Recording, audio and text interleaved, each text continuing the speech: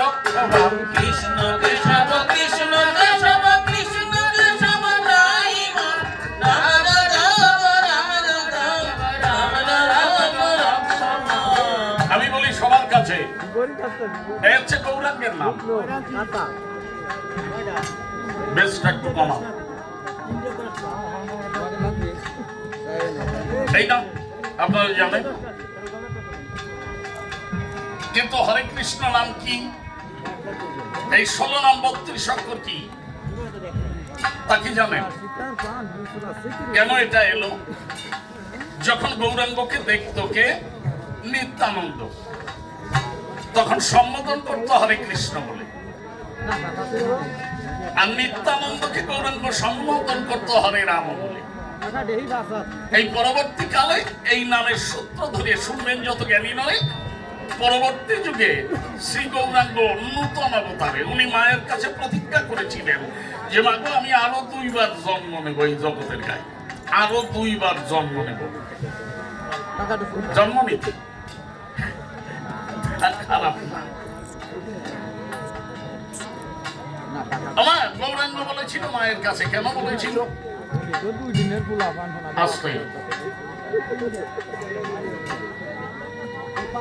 গৌরাঙ্গ যখন সন্ন্যাস নিয়ে চলে যায় অদ্বৈতের গৃহে, নিত্যানন্দ তাকে ফিরায়।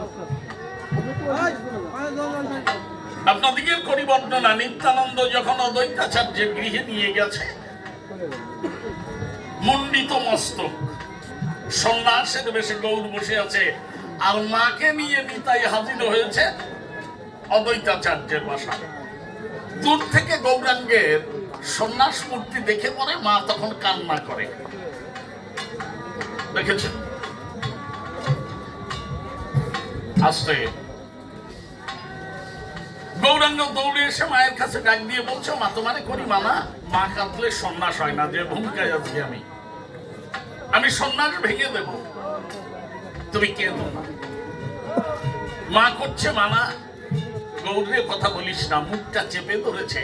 যে বংশের একটা ছেলে সন্ন্যাস নেয় বা ভালো কাজে যায়, ধর্মপথে যায়, সে বংশের 14 পুরুষ গোলকবাসী হয়। আর যে বংশের একটা ছেলে ভালো কাজে গিয়ে ফিরে আসে বা সন্ন্যাস ভেঙে দেয়, তার 21 পুরুষ নরকে যায়।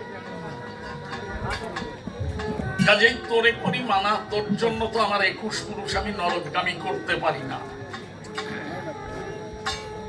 গৌরাঙ্গ বলল, মা তাহলে আমি কি করব?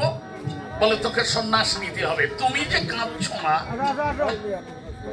সচি মাথা করলেন বর্ণনা, আমি কাঁদি না, মায়ায় কাঁদে। বাবারে, আমি শুধু একা কাঁদি না, আমি কাঁদি, ঘরে বৌমা কাঁদবে, আমাদের দুজনের কন্যায় এক বিরহের যমুনার সৃষ্টি হবে। তার ওপারে দাঁড়িয়ে তুই সন্ন্যাসের বাসনা যাবি না, আমরা এপারে বসে শুনব। বললো, মা তুমি আমাকে এত দিলে, তোমারে আমি জানাই বলি আজ থেকে বাড়ি যেও। আমি যা যা খেতে ভালোবাসি তোমারে বলি প্রকাশী, মা ছাড়া তো আর কেউ জানে না। তা প্রতিদিন ওই খাবারগুলো রান্না করে দুপুর বেলায় ঘরের দরজা বন্ধ করে ভাত মাখাইয়া হাতে নিয়ে দেখো।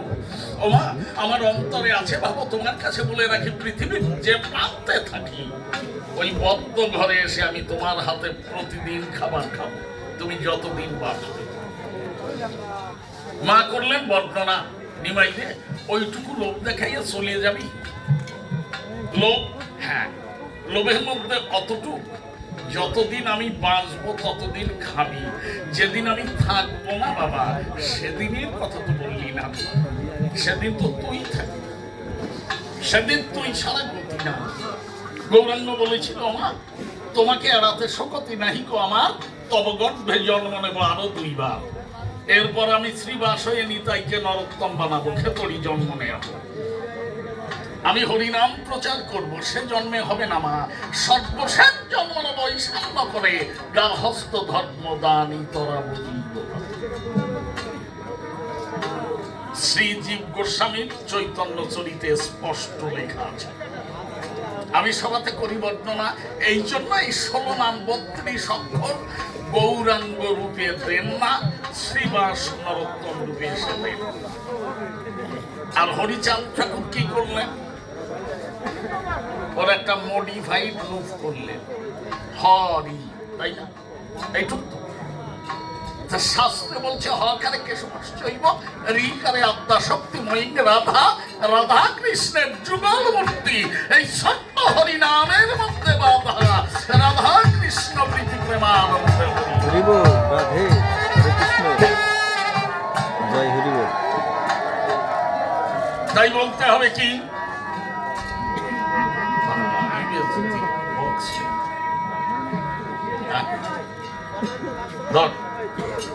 গাইতে তো হবে।